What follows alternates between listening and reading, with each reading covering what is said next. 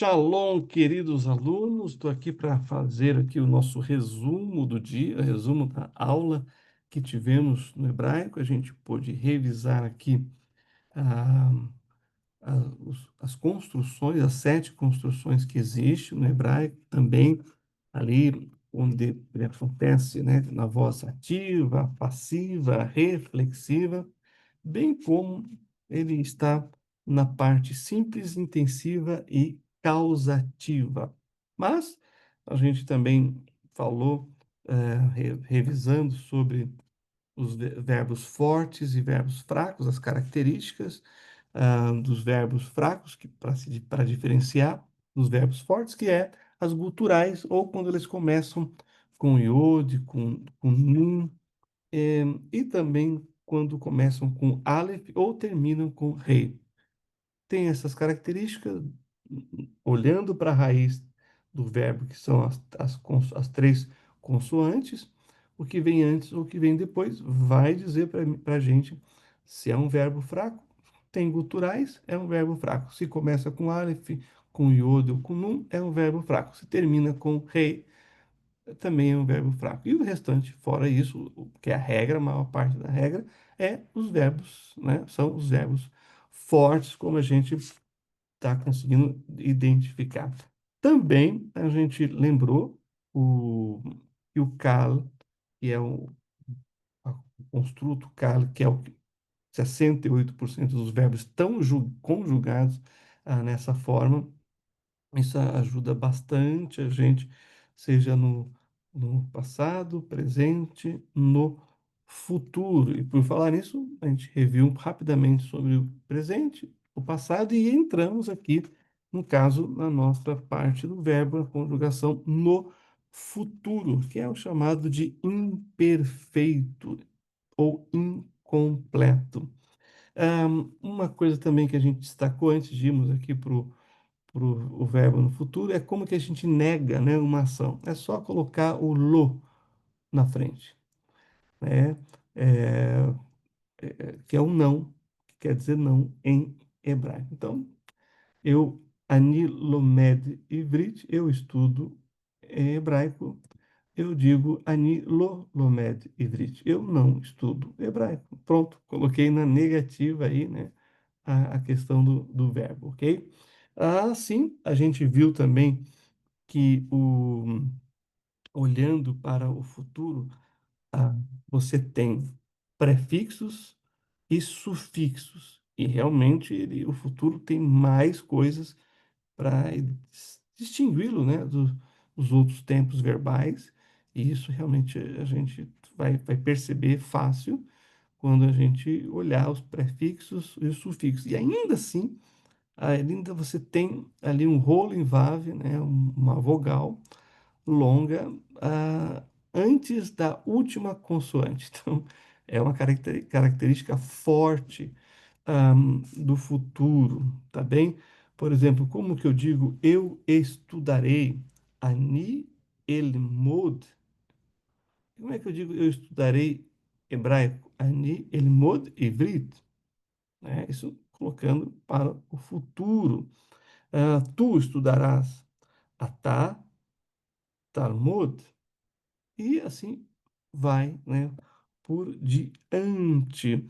E aí, onde que a gente vê ali os sufixos aparecendo? Aí vai aparecer mais no plural, na conjugação no plural. Embora a gente tenha ali para o tu no feminino, o tilmidi, uma característica do feminino ali, terminando com hirik e yod.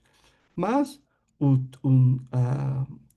atem telmidu, que é vós estudareis, né? E o rem, eles estudarão, né? É o rem e ele me du. Então, percebo que já tem aqui, né, um prefixo e um sufixo que acrescenta e torna o verbo maior, de acordo com a sua conjugação aqui no plural, né? Por exemplo, eles estudarão. A gente diz rem tilemudna. Então, percebo que tem mais letras que acrescidas aqui como característica do futuro. E aí existe vários exemplos aqui, exercícios para a gente fazer, que é para fixação. Isso aí é por conta de cada um de vocês, né, na continuidade, e que isso ajuda muito. A gente também viu o uso aqui do verbo, né, no futuro, no texto de Jó. Então foi bem interessante, né? A leitura que fizemos com a tradução na Bíblia, mas destacando o verbo e como ele está usado. A outra parte aqui da nossa matéria do nosso curso de hoje foi justamente o imperativo, que é a ordem. Aí nós vimos que ele nunca é uma proibição, né? Ele é sempre uma ordenança, um mandamento, uma ordem dada, né, para as pessoas, para alguém fazer alguma coisa. E se temos uma outra pessoa dizendo ao contrário, também é só colocar o lo, que é o nosso não, né? Que é o não também em hebraico, para não se fazer aquilo, ok?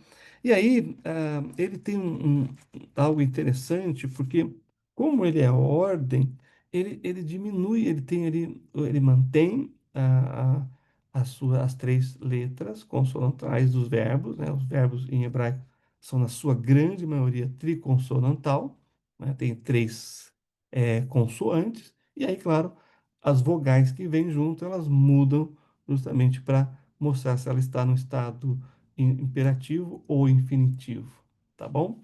E aí, então, como é que eu digo guarde, de chamar, que é guardar? É atah shimo, tu guarde tal coisa. E assim, e ele só é conjugado, né, na primeira, aliás, na segunda pessoa do masculino, na segunda pessoa do feminino, que é o tu faças isso, tu faças aquilo, né? E também na, na segunda pessoa do plural, o vós, e no hebraico, o vós para homens e o vós para mulheres. Então, eu digo tu guarde, né? Guarde, eu digo atah shimor. E para mulher, at shimiri. E como é que eu digo vós guardais tal coisa? Atem shimiru. E voz para mulheres, aten shemurina.